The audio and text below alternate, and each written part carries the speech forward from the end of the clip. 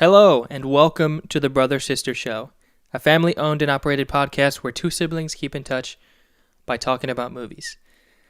Normally, but this is a very special episode because we're trying something very new, first ever, where we are talking, sort of pitching movies that are on streaming services that for some reason they don't want you to find.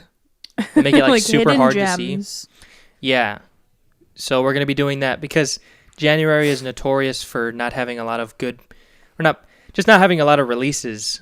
So we've thought we would go back to our roots. You know, we wanted to start this podcast to find those hidden gems and to share different movies that people normally wouldn't find on Netflix or HBO's pretty good, but you know, Prime, Hulu, all those. Yeah.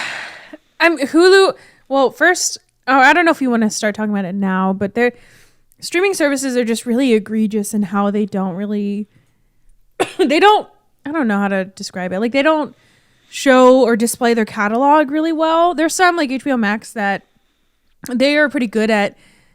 They're pretty good at showing what they have like recently added, but they also have the like A to Z format, which Netflix and Hulu do not.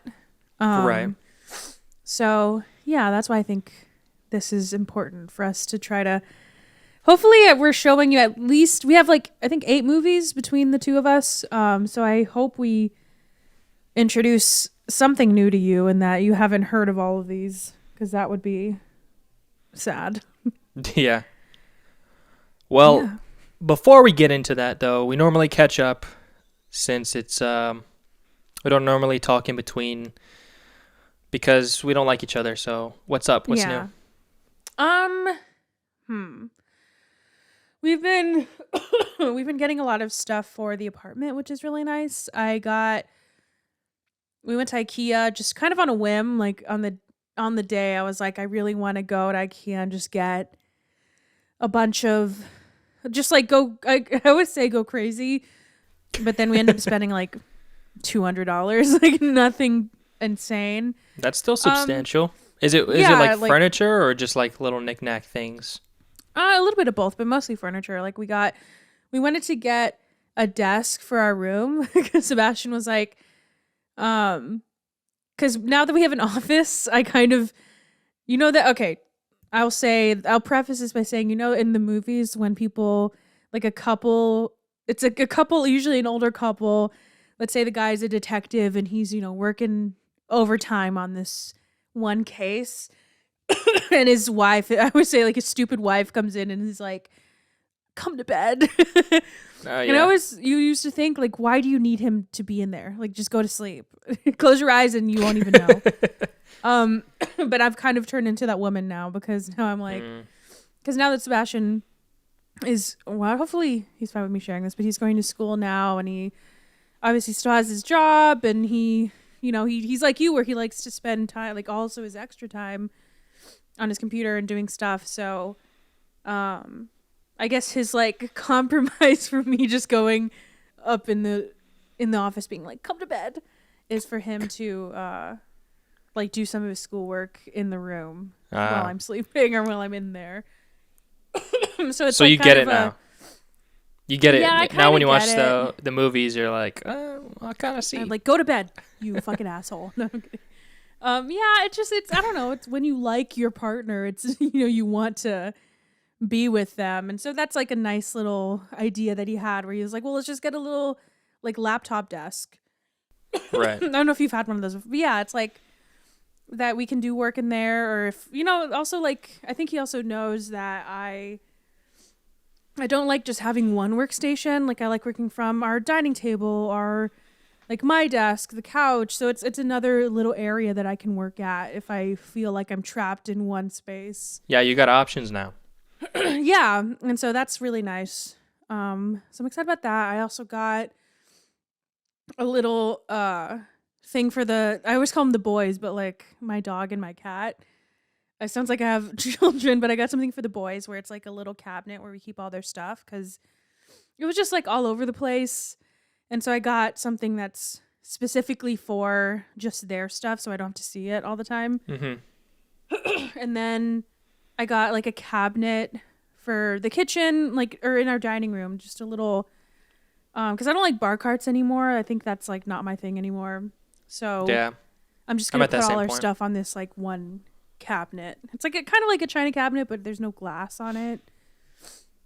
So yeah, I'm very excited about those purchases. That's good. I'm kind of jealous because I would like to do that, Yeah. but I just like the apartment I have now is just so small, and I almost feel guilty because like going and getting stuff because it's like I don't have space, and it's just gonna like crowd everything. So I'm excited to actually have an apartment that like I can fill with stuff. So that's good. That's some cool stuff. It'll be nice. That you'll be. I think it'll be really exciting. And I don't always know. I never know if it's just me, but I have. I remember I was talking to my therapist about this, where I have these like weird rules I set in place for myself. Where, like me and you, we grew up with only plastic dinnerware. Like we never had glass or ceramic. Like I don't know if you remember any sort of glass or ceramic, but like nothing other than mugs. But like we didn't drink coffee. But we always had plastic or paper. Yeah. Like we never had anything nice. And Sebastian's used to having glass. Like Same he's used with to Kayla. like hefty, dinnerware. And so we got like a big purchase we made. And I was like, well, I don't even know if I can do this. Because I was like, what if you break it? And he's like, just don't drop it. But we got ceramic dinnerware, which I'm very excited about. That's nice. And we couldn't agree on which one we wanted, like the design. So we got both, and so now we just have two different dinnerware sets, and Sebastian just uses his, and I just use mine. That's funny. And honestly, that's kind of nice. Because I think I've talked about this before, but I have ADHD, but it can have some sort of like at least my therapist, how she explains it, is that it can be like I have some things that are kind of like on the spectrum. Like there's a lot of conversation about if ADHD and autism should just be an entire spectrum within itself, because a lot of things are super similar that happen. And for me, it's a lot of sensory stuff. And so like I have like a favorite thing. And Sebastian kind of has that too, where he's like, I only want to use this spoon, or I only want to use this plate. Right. So it kind of does make sense for us to just have like, why do we have to compromise on that? Like, why don't we just get our own stuff if we have the means to? True. So highly recommend that. Like don't compromise on things that you don't have to. Or like our office is, we split it in half, and we were like, this is the only space that we don't have to ask each other if we can get anything, because we just get whatever we want. Right. That's funny. Yeah. What happens if like you guys have a dinner party, and you want to have like so it's like I want mine out tonight. Either we'll mix it or we'll have Designated. just choose one. Yeah, I don't know. That's funny. I don't know. I think this one actually brings out the table more, like just get super. I guess we haven't into talked it. about that, but I would just say that we would just like rotate and maybe have both of them, because they're not so different. They actually, the reason we decided to get them together is because they kind of match. Like they look like they're from the same universe. You know? Oh, okay. Yeah. Like they're complementary. That's cool. Yeah, I like mine because I'll send you a picture maybe, because I was like, I want to feel like I'm eating in Dune, because it's like the color is actually, it's kind of like this. It's like a little bit brighter than this, like a terracotta. The one I got. Ooh. And his is like a off-white one that has like terracotta kind of like features to it.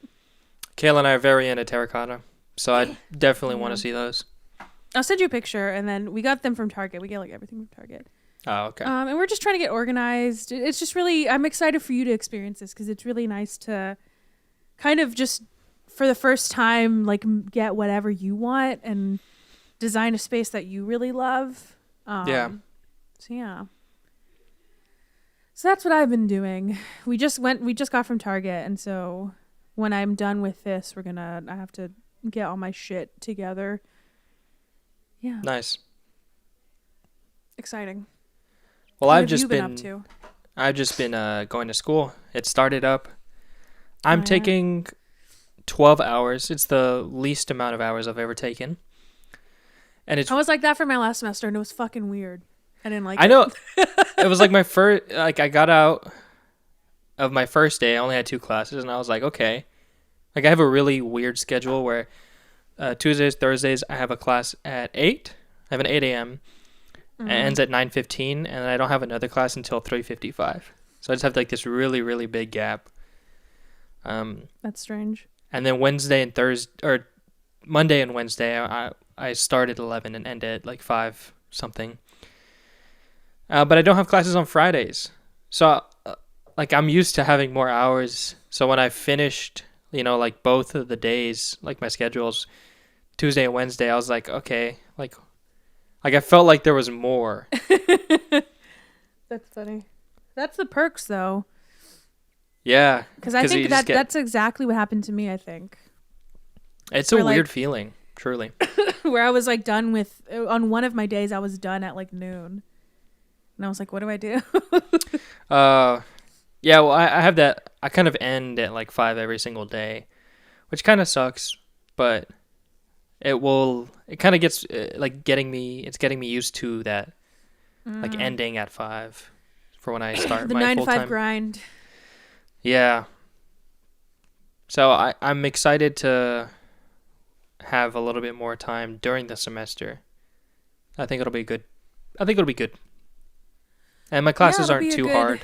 Ease into what life will look like. Yeah, most of my classes are like mainly project based. So it'll cool to have more stuff in the bank that I could work on. But also, I've been attending Sundance. I don't want to talk about too much. Okay, I'm very excited to hear about this.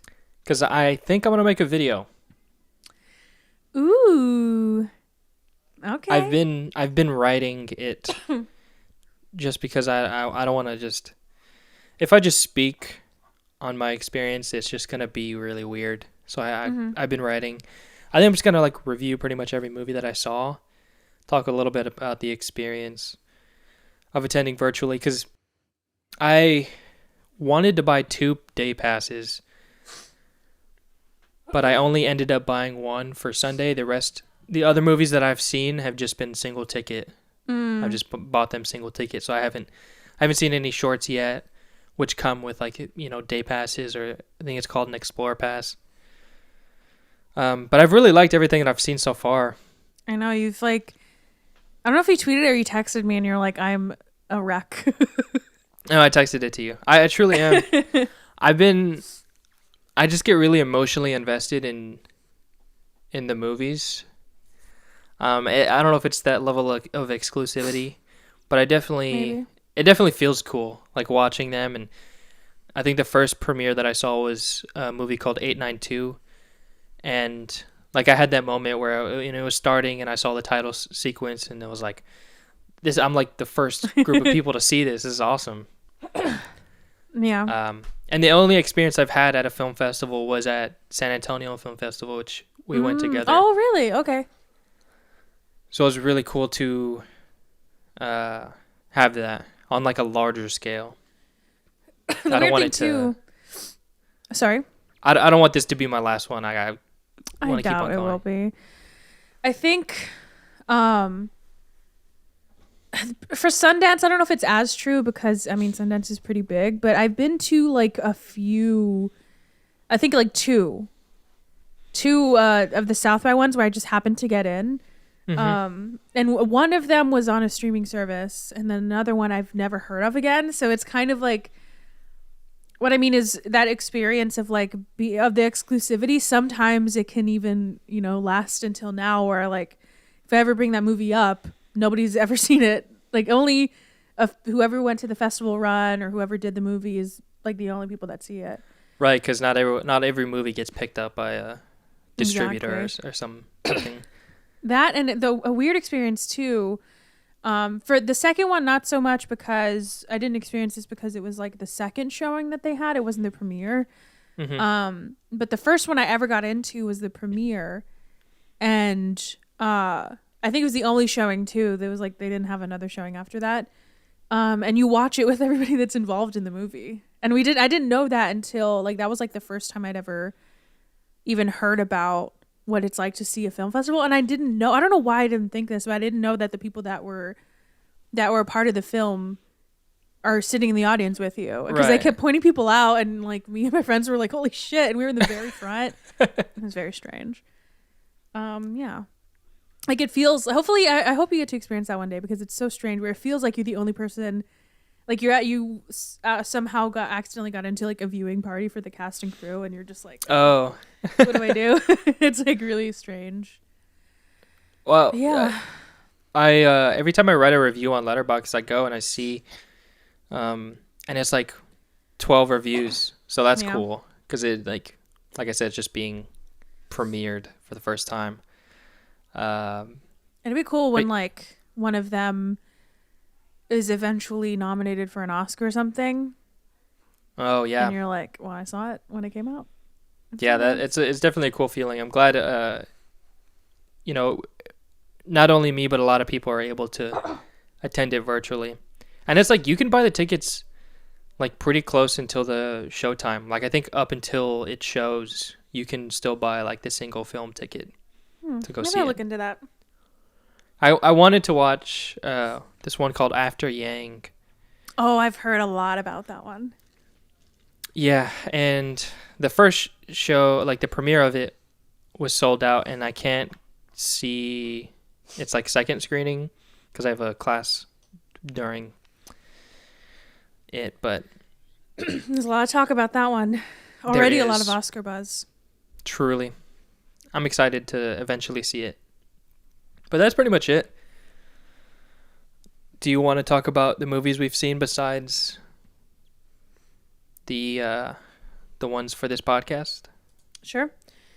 I didn't have a ton, so I'll just try to. I always say I'm gonna go quick through these, and I feel like I do like 30 minutes each. The Clove Hitch Killer. I should have put this on the list, but I think it was on the trending on Netflix. Yeah. So I was like, that's not hidden. I've seen that on Netflix. You should give it a watch. It's very interesting. That's all I'll say, because it's kind of, I don't want to spoil it, but it's like having to do with the serial killer. Mhm. So if that intrigues you, then I would watch it. I give it 3 stars. The God Committee, a movie about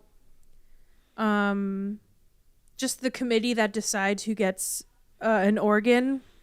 You know, like Oh. if I think the beginning of the movie is that somebody's supposed to get it, but then I don't know if this is spoiler. Whatever. They're supposed to get it, but then they die, and the heart is only viable for like an hour or two. And so they have to decide within that time who gets it after that, and they don't Wow. have to go through the list because it's only viable for an hour. They're not going to waste time to transport it, so they're like, you have to pick somebody in this hospital right now to get this heart. Wow. It sounds more interesting than it is. Oh, it sounds like intense, like a good thriller. They wanted it to be, but it wasn't. It was like, I think I said straight to Redbox vibes. Oh, that was that movie. Okay, yeah, I saw that. And so I didn't like it. I mean, I think if you want to watch it, I mean, Domingo, I think it's the name, Domingo Coleman. Oh, okay, yeah, I saw He's him. in it. I was kind of sad because like I really like him, and I loved everything he's in. He's good in this movie. So even if you just want to watch it for him, then I think it's fine. Okay. What else? Oh, a movie called Earn. I thought it was a full movie, but it was a short film. But I still logged it because I mean, it was like 5 minutes. I didn't like it that much. I didn't understand what it was. I understood what it was trying to say, but it was like not that interesting. An indie called Lorelei that I've never heard of, and that one was like fine, about some guy that gets out of prison and he reconnects with his high school girlfriend. That has like 3 kids now, a single mom. And that one is like, it's interesting, but not, it didn't wow me. And there's a lot of imagery and like, I think like metaphors where I was like, oh, okay, I don't know. It just didn't really do anything for me. And then I finally finished this one movie that I started watching because it was on TikTok. And I don't like TikTok recommendations. So so I started watching it and I stopped because I was like, this is stupid. But I stopped watching it at the wrong time because the part that I stopped watching, it was like halfway through and it gets fucking wild. And if this is I think I said, even though I only gave it 3 stars, I said the best TikTok recommendation by far. But it genuinely surprised me. I was like, truly shook by the twist that happened. Dang. And it was so like, truly, I stopped it, or I started watching it, and I had to like kind of read the plot because I couldn't remember what happened. Because I stopped it right when the twist happened. So if I just watched it like a minute more, then I would have, I think, liked it. So that was kind of annoying that I did that, but it's pretty good. And the letterboxed poster, I don't know if you have the same thing about posters, where if the poster looks really janky, I'm not going to watch it. The poster that was on Prime looked really, kind of like straight to Redbox-ish, and so I didn't want to watch it. But then if you look at the one, I don't know if you can see it, the one on Letterboxd, it's just like a mask. Oh yeah, I remember seeing it. It looks creepy. If I would have seen this poster, then I would have 100% watched the movie all the way through. But the power posters, y'all. Okay. Judge a book by its cover. Judge a movie by its poster. 100%. Exactly. I finally watched The Sound of Music. I don't know if you've ever seen it before. I don't think so. But I saw you give it. Do you give 5 it stars? Full 5?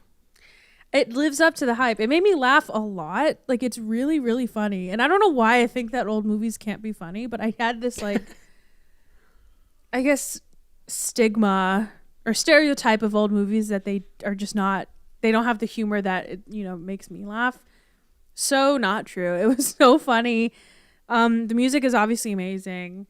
Yeah. And then a side thing is, I don't know why, I think I'm just dumb. I don't know anything about history. And it takes place in like, I think Dad said like the 40s in Austria. And so I guess I should have known they had Nazis in it. But just randomly, this guy gets like flustered. This one, he's kind of in love with the dad's daughter. And so he's trying to, like throw a rock at her window. And the dad catches him. And he gets flustered and doesn't know what to say. So he just says, "Hail Hitler." And I was like, what? Whoa. And because I didn't know that it had anything to do with that. But that's like, funny. it was truly it was the most shocking, honestly, like this All I See You thing, or All I See Is You, or Oh, I See You, that movie before. I don't even know if I said what the movie was called, but it's called I See You. But it truly like shocked me, and I couldn't stop laughing because I was so like nervous. That's funny. Fuck, why is Hitler in this movie? But yeah, it's really fun. And then the end is weirdly like truly suspenseful. Like I felt really nervous watching it. The Sound of Music, whatever you think, I knew nothing about this movie, and it truly like surprised me throughout. It was really good. Did this open up your eyes to older movies? Are you like, yeah, a little bit I've been more... asking people like what movie should I watch, and so I have a list of all these old movies that I need to watch. Yeah, so good. And it is, okay, the biggest hurdle is that it's 2 hours and 55 minutes long. Right, just like Matt Reeves' The Batman. Mm-hmm, exactly. That's what I wanted to tweet, like, how dare he think that he is on the level of The Sound of Music, and me after seeing it after one viewing. But yeah, but it didn't even feel that long. It felt long, but it was like not boring. Not taxing. That's good. Yeah. So really good. Last two. So these are just random like sequels that I watch, or random parts of a franchise that I couldn't tell you what happened in it when I saw the poster. And so I was like, I'll just watch it. The first being Annabelle Creation, which is really, it's pretty good. I don't know if you remember it, but not really. They all kind of like mesh together at some point. Same. That's why I was like, what happens in this one? But it's just like an orphanage or these girls that are. Oh, okay. Yeah, it's in like just a random farm that they go to live in, and that one's pretty. I just realized I forgot to log one. Anyway, so Annabelle Creation, 3 stars, holds up pretty well. Another one that I was like, I couldn't fucking tell you one plot line to save my life, and it was X-Men: Days of Future Past. Oh, I truly had no idea what happened in that movie. And so Sebastian and I watched it. First of all, another like it's like 2 hours and 40 minutes or something, or 2 hours and 30 minutes. Maybe not that long, but it's over 2 hours. Which I was like, it did not need that. It also makes no sense. The whole like they never explain why Elliot Page can just automatically send people in the past, because they explain what the power is, but they're never like, oh yeah, they can do that now. And I'm like, what? How? When did this even happen? So that really bothered me throughout. I forgot how it ended, and I really liked the ending, so I'm not too mad about it. Well, I guess spoilers, but you know how they bring like all the people back, like James Marsden, like everybody's alive now. I really liked that, and I forgot that happened. Yeah, and then the last one I forgot to log, and I'm gonna log after this, is Insidious Chapter 3, and it's not good, but it has a few. It has a few good scares. I wanted to watch it because I remembered one of the biggest like jump scares I've ever seen. That are not maybe not jump scares, but it shocked me a lot. Was when she gets hit by a car out of nowhere. Do you remember that? Then they show her getting hit. It's wild. Maybe it sounds familiar, but worth it because I remember watching that in theaters, and that truly, like, I think the whole movie I was trying to come down from the anxiety that gave me. Yeah, so that's what I've watched. That's solid. What is a Sound of Music or whatever that one was called? What is that on? Is that on HBO Max? Disney. Oh, okay. Disney Plus. That seems like a HBO Max just because they have a bunch of classics, but it might be on that too, but I watched on Disney Plus. Okay. That's also where I watched X-Men. I should have watched all of them. Oh, and I have a gripe about this one. I was telling Sebastian, should we watch all of them? And then I was like, well, what order should we watch them in? Because I know it's kind of like random. And the person that I saw like a list from, they said First Class, Days of Future Past, and then you like end with the original X-Men. But I was thinking that's not right? Like, because why would you watch? Because that's the whole point of X-Men Days of Future Past, is they changed all of that. Right. It doesn't reset back to whatever happened. Like, it doesn't mean that James Marsden is alive and now he gets killed again. So I don't think that's the correct order. But it doesn't matter. This is a beef. Whoever's trying to watch the X-Men franchise. But I thought I was going crazy. But I'm correct, right? You shouldn't watch that's not the direct, like, that's not the right chronological order. I guess so. I guess it kind of just like goes on itself. Oh no, I would say you're right. I feel like you should end with X-Men Days of Future Past. Yeah, because it like retroactively undoes everything. Everything, yeah. Like, maybe there is like an order change, but you should start with the first one. Mm-hmm. Or maybe even start with First Class and then go through like the first one. Oh, yeah. Yeah, I would say it doesn't matter, but I thought I was going crazy. Where I was like, that's not the correct order. Where did you just find this on YouTube, or was it? I just looked up X-Men. I think it was like X-Men. Watch X-Men in chronological order or something like that.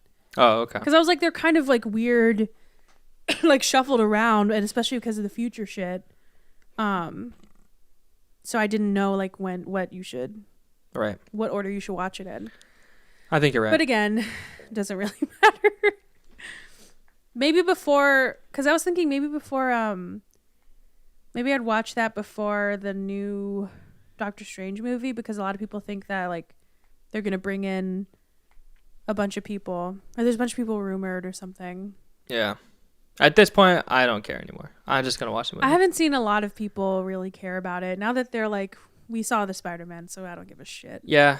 I'm done with cameos. Like, that was all I needed in my life, I think. Yeah, and then I think more will feel annoying, because some people were like, they wanted Chris Evans to come back as the guy from Fantastic Four, and I was like, I would hate that. I think, to be like all cheeky about it. Just shut up. That's funny. Yeah, I'm done with cameos at this point. Bring him back from that guy. Remember that movie Push? No. I want that character. You never seen the movie where he has like weird powers? I don't even remember what the movie's about. I think Dakota Fanning's in it. Oh, it is Push. Yeah, I'm just bring that. I want that character. Super random. Yeah. All right. Well, the Push has the same actor that's in The Kingsman, which is the first movie I watched. There you go. It was okay. The Kingsman. What is that one? It's I don't know any of these movies. Prequel to the Kingsman franchise. Is that the one that's the newest one? Yeah, it's the newest one. It's like how the Kingsman as an organization started. There was one part that I was like, oh shit, they kind of went there. But, you know, it was like I always have one of those. Yeah. Kayla really liked it because, I don't know, the action was good. Like, there was a fight sequence with Rasputin. And that's the guy from Harry Potter? Yeah. The guy from Harry Potter, but he's also in something else that really surprised me. He's in Spider-Man. Yes. Okay, yeah, he's Dr. Connors, which I was like, kind of blew my mind. But he's really good in it. There's some people that are just in every fucking thing. Like, he's got his bag, man. Yeah. Good for him. But it was cool to see, like, you know, how the franchise started and just see, like, you know, kind of like Easter eggs, like Oxford's Not Broke's. Post-credit scene was kind of wild. Don't want to spoil it, but I was like, oh, Can I shit. say something mean? Go for it. You know, the main kid, his face is, like, strange to me. Does he look like a robot? A little bit. Yeah, or you know what he looks like? He looks like a version of Handsome Squid. Or Squidward. Handsome Squidward. Does he not? Like, with smaller lips. He's like the quintessential British man. Like, he's just like a long face. Yeah. That was it. That was kind of mean, but I had to say it. Then I watched, you know, we talked about it on our episode with Avital of, like, When Harry Met Sally, how that's, like, the rom-com. I got around to watching it, and it's pretty good. I absolutely loved it. I knew nothing about it, but I really liked the way the story was told. How it's like, I guess it's not really a spoiler, but it's told over, like, several years, like 12 years. Did not know that. I liked how there was sort of like interviews of married couples in between. Yeah. Does it feel like you've seen it before? Because everybody's trying to remake this movie. Yeah, like the I'll have what she's having, all that. It was very funny. I really liked it. I can't believe it took me that long to get to, like, me too. watch I think it. I watched it last year. I felt guilty almost. And then another one is Paddington, which was solid. It's I don't know. I didn't. Lives up to the hype. Yeah, I think the hype is for the second one, right? Yeah, I think so. So I started watching that, but I forgot what other movie. Oh, okay. So the reason I stopped watching Paddington 2 is because I remembered that I had Canopy as a service from A&M. I need to get a library card. My school. Is Canopy free with that? Oh, yeah. I thought you knew that just randomly. I need to get a library card. I did not know that. Yeah, if you get a library card, then it's free. Because I wanted to watch something on there. Because it has a good selection, I think, right? I have a really good selection of, like, Criterion Collection, some really good documentaries. Yeah, I've only which seen is one why of them, I wanted to get. But I don't even know how to go about getting a library card. So I need to figure that out. I think you could do it online. That's what I don't think you can, because I think I've tried before, but I'll see. I don't know. I like libraries anyways, and I want an excuse to go to one. So it's fine. That's a good one. That's a good one. Yeah. What'd you watch on Canopy instead of Paddington 2, which is one of the highest rating Rotten Tomatoes movies? I watched a couple of movies actually, because I was gonna add some of these to, you know, this list of movies, you know, hidden gems, sort of. I honestly didn't know that people could just, like, get it for free using a library card. That was kind of if I had known that, I probably would have added these. But I was like mainly wanted to target, like, kids in college who don't know that they might have this, but I'm sure. I don't know. So I watched Feels Good Man, the documentary. Oh, I've heard about that one. About Pepe the Frog and the creator and the insane, like, places that character went. Yeah. As a symbol of the alt-right and got on the database of symbols of, like, hate crime. I don't know if it's still on there. But that documentary was crazy. And I've just been like watching a little I heard bit it's more really good. documentaries. I really liked it. Like there was some really cool animation. I feel bad for the creator. Honestly, I don't want to talk too much about it because I feel like you guys should watch it. I want to watch it. Really, I really have a good. recommendation for you then for a documentary, but it can be after your watch list. Yeah. A little bit before that, I watched Our Idiot Brother with Kayla, just to watch. Surprisingly, it's not that bad.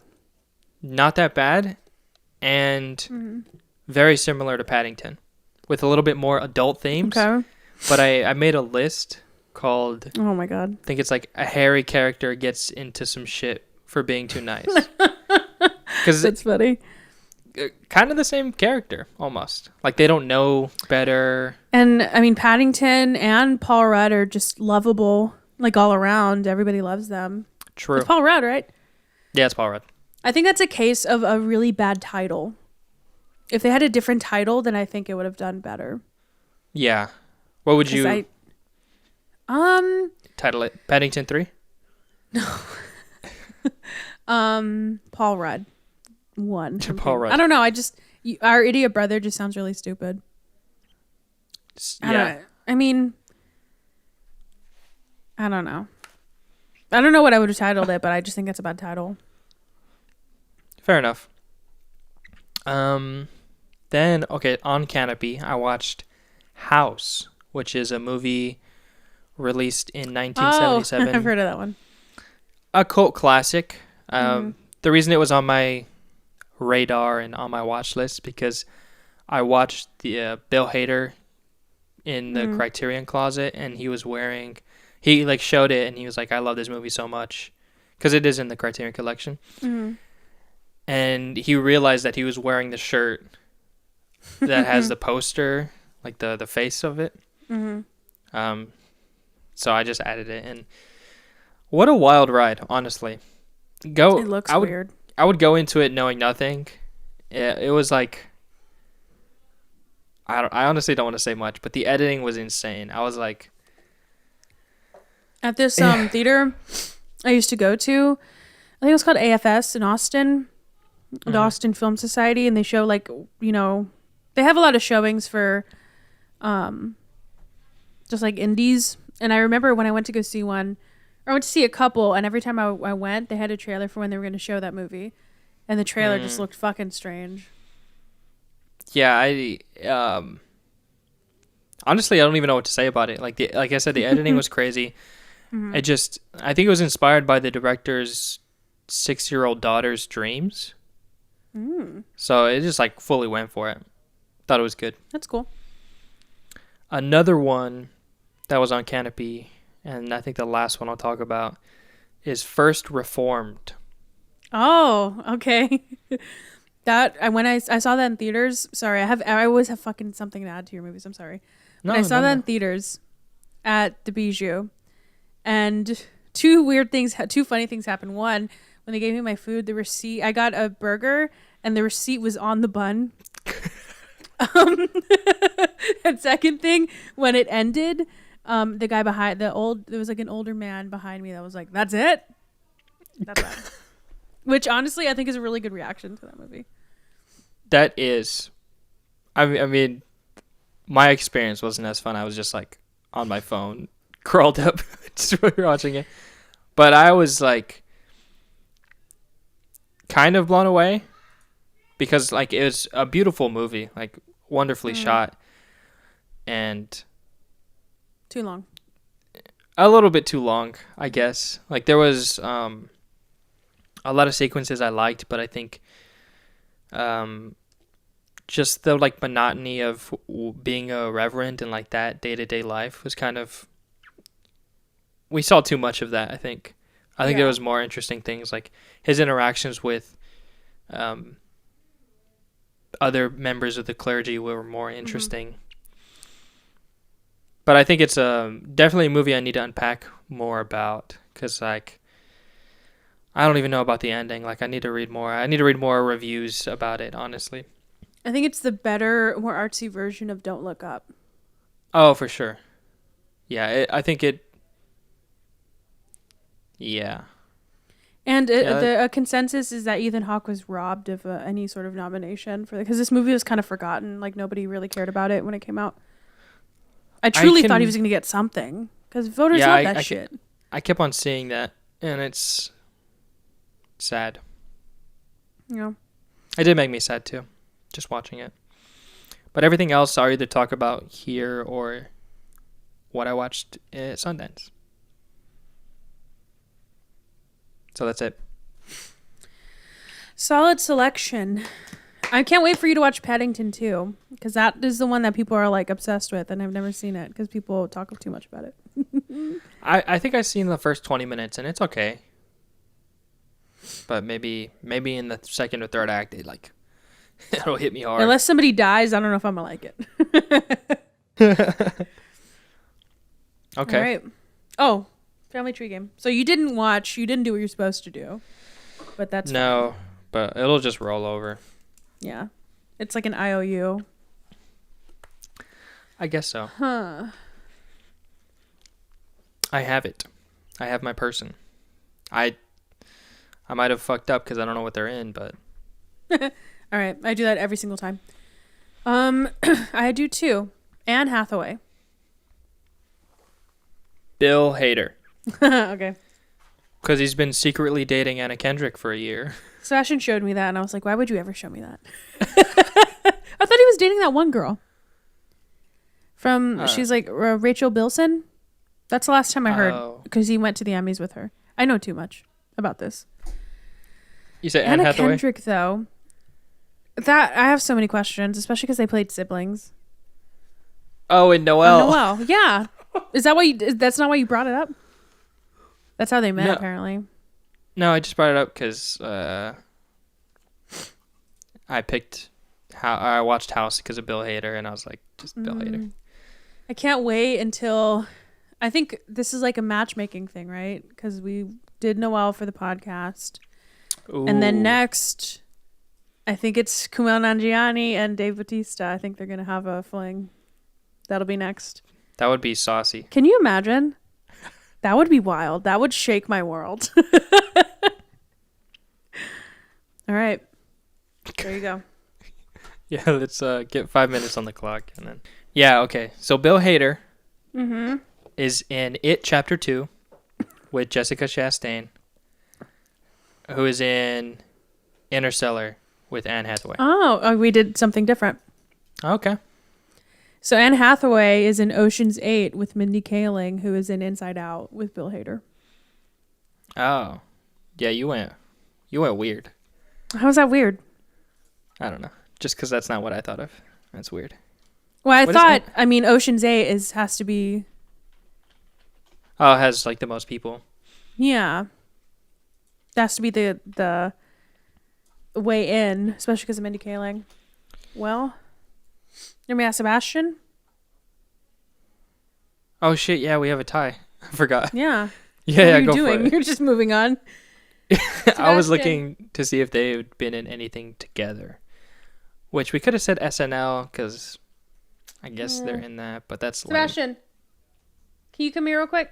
Can you please name a random actor or actress because we have a tie?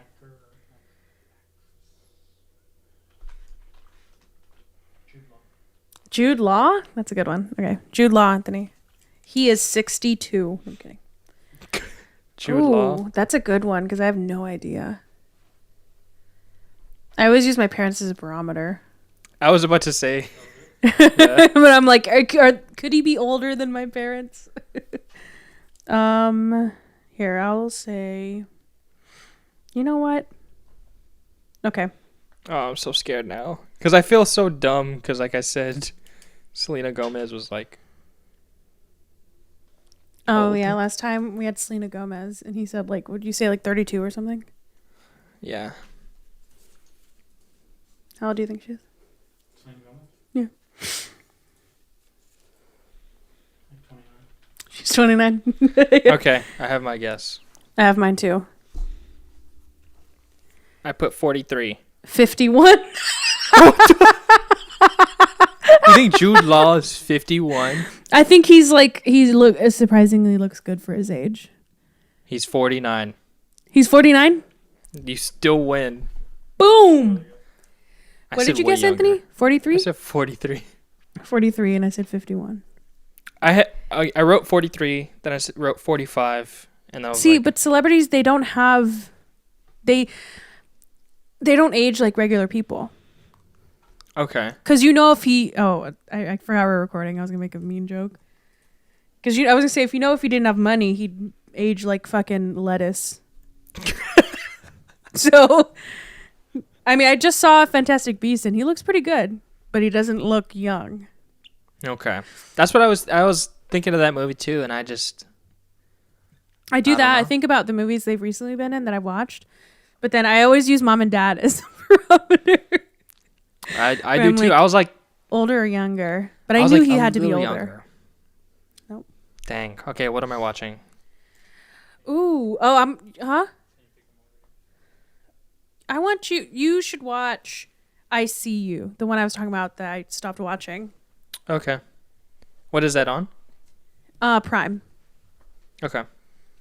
Just because I want you to, I don't know if it was good or not, or just the twist was so shocking that I was like, that's pretty good.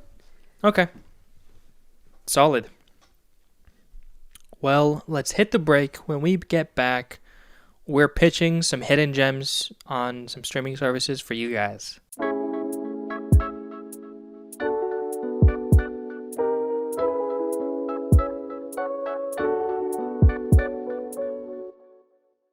Okay, so like I said, I've been watching a lot of documentaries, and so this is the first one I'm recommending is a documentary. And I just gotta say, I've been like appreciating, that as a method of like storytelling, like documentaries, because I feel like I've really been sleeping on a lot. But I made a whole list of like some of my favorites that I've been watching. Honestly, they're just all the ones that I've been watching recently. And this one inspired me to make that list because it's fantastic. So it's called Rewind, came out in 2019, and it's on Amazon Prime and Hulu. But it says that it's like the Prime subscription or premium subscription for Hulu. So I don't know if it's like, stars, you have to have an add-on. I don't know if it's just like the basic Hulu subscription. But it is for Prime. And I couldn't find to see when it was leaving those services, but I'll leave a link to the actual doc's website in the description on YouTube, so you can check it out there and see where it is at any point whenever you listen to this. So the premise is, digging through the vast collection of his father's home videos, a young man reconstructs the unthinkable story of his boyhood and exposes a long-kept secret passed through generations. Whoa. It's an unbelievable story. It's well told. And I have nothing but respect for the creator, Sasha Newlinger, who's extremely vulnerable in telling his own story as well as his family's. And it's honestly a kind of a difficult watch because you hear all of these like terrible things that has happened to Sasha and his family, or some people in his family. And it just like, because there's a lot of home video usage, and it really recontextualizes like that tone of it. That's like usually in home videos. I know like most of them are pretty creepy just because we have that like Blair Witch mindset where it's just a little weird to rewatch that. But it kind of like emphasizes that, and it just really weird. And it kind of, I like the movie mentions that where for the most part, all home videos were intended to capture, like really happy moments. No one brought out cameras to like for shitty things at that moment. And it's like really eerie and honestly angering to like see those. Jeez, this really does make me want to watch it. Honestly, definitely recommend. Well, I will say I was gonna say this before, but I'm gonna commit to watching all of these. I mean, if I haven't seen them, because I think there's one that you talk about that I've seen. But Okay. I'm gonna watch the ones that you recommend. I'll commit to that as well. Okay. Hopefully by next time we record. But that's a big Yeah. commitment because it's like 4. Yeah. But like I said, I don't watch too many documentaries, and this one inspired me to watch more. And it's just so weird that this one and Minding the Gap was one I watched recently, which are probably my favorite documentaries. But they've involved, a theme of like cyclical abuse within families, which is just interesting. An interesting topic, and it's like I definitely needed to take a break after because it's like I said, it's a difficult watch because it does include some home videos that are and some like drawings that Sasha did as a kid about the things that happen to them, because they kind of talk about that, how you can't really talk to kids. It's like harder to, and it's better to draw, like have them draw. And that's I maybe I'll watch this like during the week or something, because I hate when I say this, because like stuff like true crime or stuff that happened, like stuff that's kind of like difficult to watch. It's never been that difficult for me, but when it involves kids, it's like it's a little harder. I mean, which of course it is, like but yeah. Can I recommend something that reminds me of this movie and what I was going to talk about, like for documentaries? I will say though, it sounds like it would probably put you in the same mental space as this one, where it truly, like for a few days, it like ruined me, this documentary. But it's called Dear Zachary. I don't know if you've seen it. Oh, I have that on my watch list. You gotta be in a right mental space to watch that movie. Because it fucked me up for a couple of days. I remember Mom and I watched it. We were like, "Oh, let's just put this on," and afterwards we were like, "Oh my god." Well, I will say it does. I did feel. Well, I don't know. Like Sasha's at a good point, and they're. Well, yeah. That it's nice to. I like hearing that it was the person that probably went through those things is the person that is talking about it, because it's nice when you get to see somebody that can take hold of the terrible things that happen to them and talk about it, and like use what I mean, like take control of that narrative, and it can be very healing. But really appreciate the like documentary as a format of storytelling now, and it uses it effectively, gotta say. So would you say people should just be mindful, because I know it sounds like it deals with really heavy topics? I don't know if trigger warning is the right thing, or do you want to just say like what? I guess is it just like something that's like it deals with sensitive subjects? Yeah, definitely sensitive subjects of sexual abuse. So tread lightly going into this. Okay. I do want to get more into documentaries too. So good recommendation. Okay, my first one is Shimmer Lake on Netflix. I fucking love this movie. I don't know if you've ever seen it. Never even heard of it. Okay, so the plot summary is an inventive crime thriller told backwards, reversing day by day through a week, following a local sheriff's quest to unlock the mystery of 3 small-town criminals and a bank heist gone wrong. So you would think that the whole, start telling the story backwards is really jarring and just kind of annoying. But it totally works for this movie. And it's more of like a thriller. I have 3 different like varying genres, but this is more of like a thriller, true crime, mystery kind of thing. And yeah, it's really funny. It has like really funny people in it. I think Rainn Wilson, Adam Pally. It has a really good cast. It's a really inventive storytelling.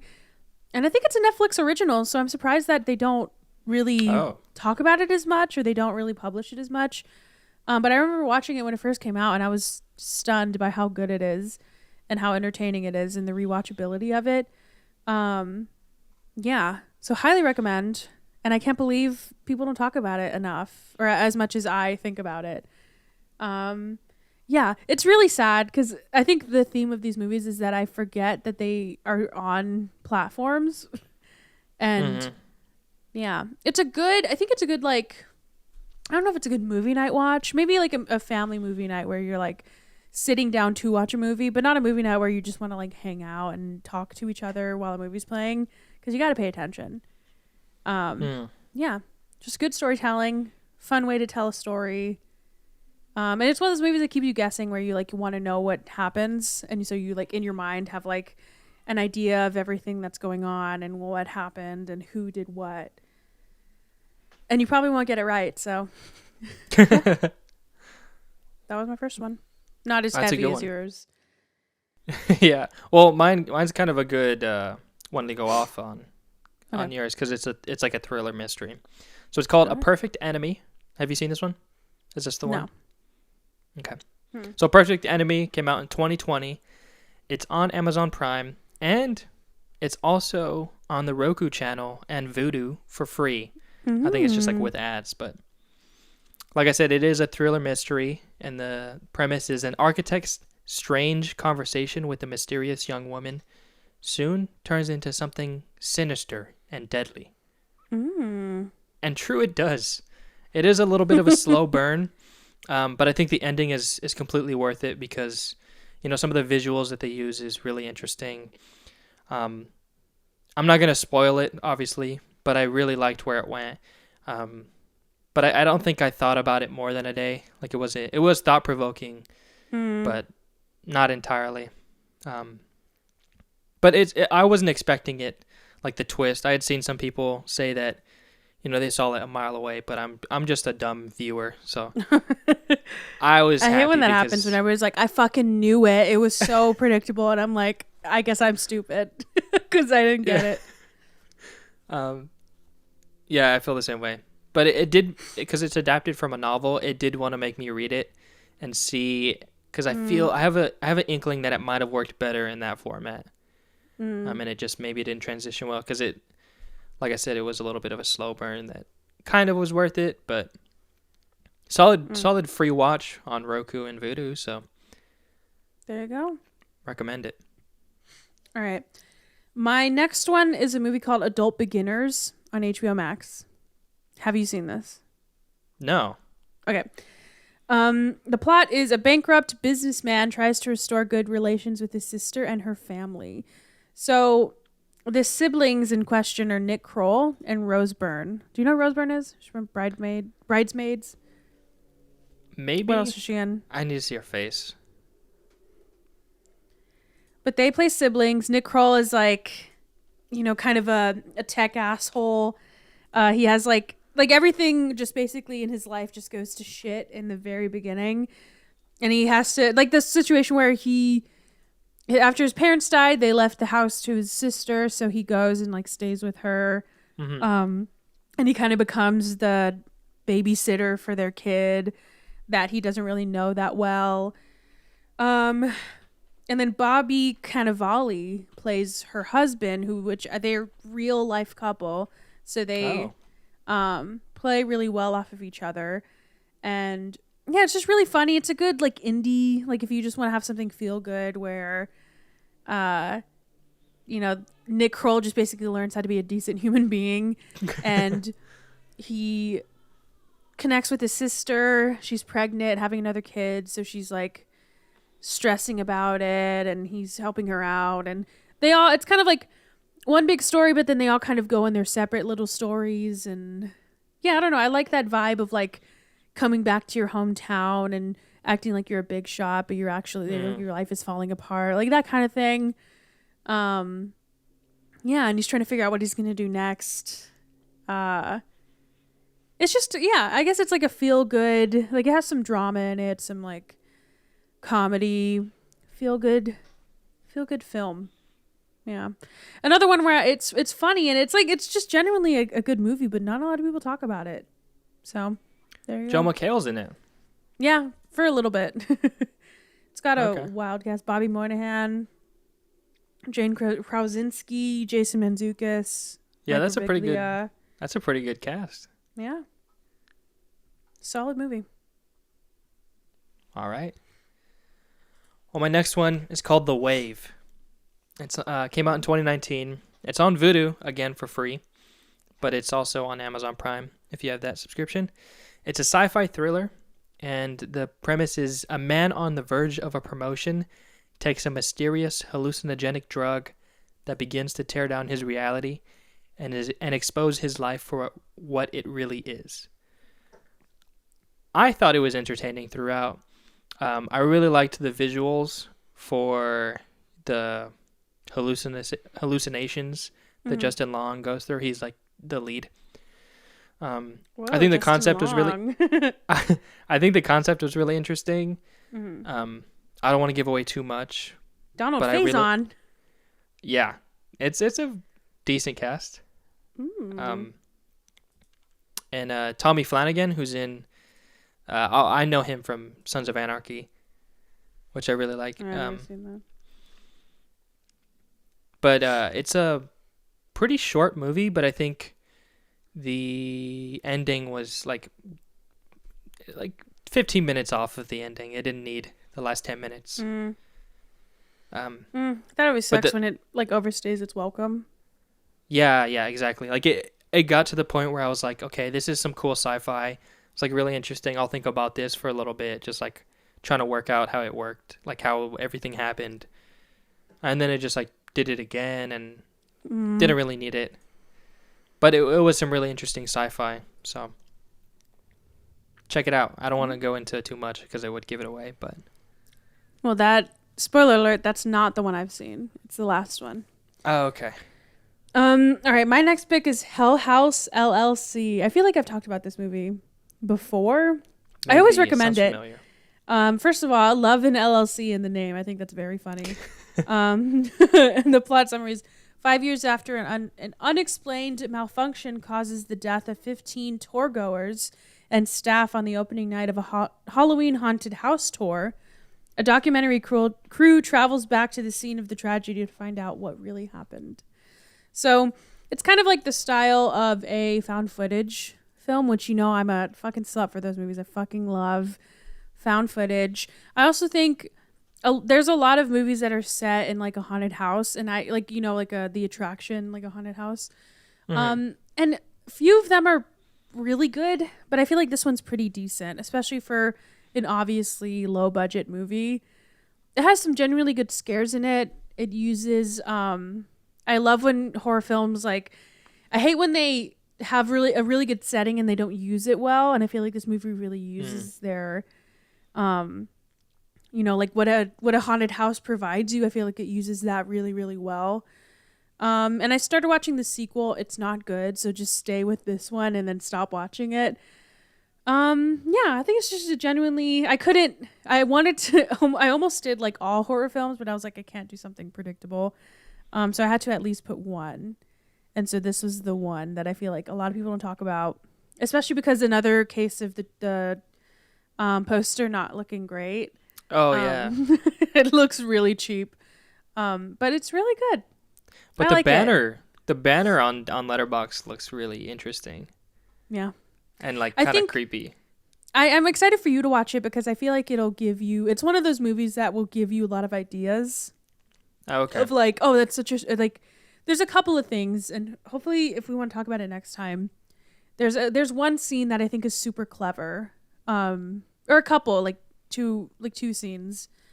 And so like, even if they don't have the, you know, the right budget for it, but honestly, sometimes I feel like a small budget can be a really good thing for a movie, because I feel like they could have done a little bit too much, like if they have the budget for CGI or something, so it forces them to use a lot of practical effects, which I think is a lot scarier as practical stuff rather than CGI, especially after watching like a bunch of Insidious movies, like Insidious and like Annabelle movies. Like sometimes that can be a little bit too much, and so I think this one is good because it's like bare bones. Yeah, it's interesting because I watched the season 17 premiere of Hot Ones with Seth Rogen, and he kind of talks about how that's kind of the same idea for comedy, how you know, like low budget, as long as the joke is good, it doesn't necessarily need to be shot super like artistic or like Napoleon Dynamite. Exactly. Like you could tell me that movie had like a $50 budget and I believe you. Yeah. But yeah, I think that's the same for horror films, because I mean, I don't know. That's why Paranormal Activity works so well. I could have a fucking TED Talk about this because it like for one, it's very withholding, right? Like spoiler alert, it doesn't show you what's haunting them. It has a lot of restraint because a lot of movies would have not done that if you had multiple millions of dollars, which we've seen with the newest Paranormal Activities, is that they do make that mistake of not knowing what made the first ones so amazing to people. Yeah, and they just, like I said, they just overdo it, where they think that scary effects or like something that is obviously CGI is what's going to scare people, when people just want to be scared in their homes. They just like seeing something that's familiar to them, and they don't see a fucking, like, what was, like, I watched for Insidious 3, you know, that guy that looks like Darth Maul, they like keep using him when I'm like, he's not scary anymore. Yeah. Yeah. Like the scariest think about the scariest he looked in that movie. It's when you can't see his face. And when he's like pointing to the kid. It's so simple, and they just keep overdoing it. Yeah. True. He kind of looks like, could have a whole fucking TED Talk about this. He kind of looks like and I just like burned in my memory again. Kind of looks like Count Olaf, like has the same haircut as Count Olaf, like Jim Carrey. Just like the balding on the top, but just like spread. It's like Darth Maul's goofy cousin or something. Yeah. Yeah, I think so. That's funny. Like a family reunion with Darth Maul, and that's a funny skit. Okay, my last one is a dramedy on Netflix called Little Boxes. Came out in 2016. The description is like really long on Letterboxd, but basically it's about the summer before 6th grade, Clark, a new in town biracial kid, is in a sea of white, while his urban intellectual parents, Mac and Gina, also strive to adjust in that small town living because they moved from New York to Rome, Washington. So I kind of resonated with that because I'm moving to Washington a little bit. But I really liked it. You know, thinking about it more, I just like my main criticism was that it like kind of skirted around some interesting ideas. But I think it's fine. Like it showed a lot of microaggressions that are common. And it was kind of funny to see that and to see the characters' reactions to that. Because, you know, it's like this big thing that they moved into town because like it's such a small town that it's, I mean, you've seen it. So what did you think? It's been a long time since I've seen it, but I honestly watched it because of the two main people. I really like Melanie Linsky. I think she's one of the best, not just actors, but she's in like all of my favorite indies, and also the late great Nelson Ellis. I don't know if this was the last movie he did, but it was pretty close to whenever he passed away. This movie came out, and I was really glad to have like seen it, and appreciated him while he was still here. But yeah, I remember seeing all the like microaggressions. And is this the movie where she also plays, where the mom is like kind of an alcoholic? Yeah. Okay, Melanie Linsky plays the best drunk I've ever seen, because she also plays a drunk on The Intervention, and because the person Clea Duvall, who wrote that movie, she wrote that part specifically for her to be like an alcoholic, because she said she plays the best. She is the best at playing like fake drunk. That's funny. And that's the only thing I really remember from this movie. But I also remember just like, I like coming of age, and I feel like it had coming of age elements for all of the family members. Right. Yeah, and I liked that idea of not just showing how hard it is on the kid, which I feel like a lot of movies would do, like how hard it is on the kid for moving, but showing the entire family and how they've all dealt with it, and like the complications of, you know, being either like being not looking like the people that live around you, right? And, you know, like, but you're familiar with them, right? Because they look like your mom, but it's kind of like difficult because they don't treat you like your mom does. It's like, that's something that I don't think I've seen a lot in film, and I obviously have never experienced it. So it's nice to see that in front of me. And yeah, that's true. I think that is one thing I didn't write down, but I wanted to say, because like we moved quite a bit, and I just never thought about like how our parents thought about that. And like, you know, because they had to leave their friends and all that. It's something I should probably ask them, but. Yeah. And I mean, especially for mom and dad, because I think they lived in San Antonio like their whole life before that. It must And have been so- a big culture shock. Exactly. So, yeah. So I did like it. Definitely recommend. Good indie. That's a good Mhm. good indie to watch if you want to get into those. Yeah, it's pretty funny. All right, my last one is one that I truly don't know how people have not seen enough or like talked about. It's called The Sapphires on Prime. In 1968, four young, talented Australian Aboriginal girls learn about love, friendship, and war as their all-girl group, the Sapphires, travels to Vietnam to entertain the U.S. troops.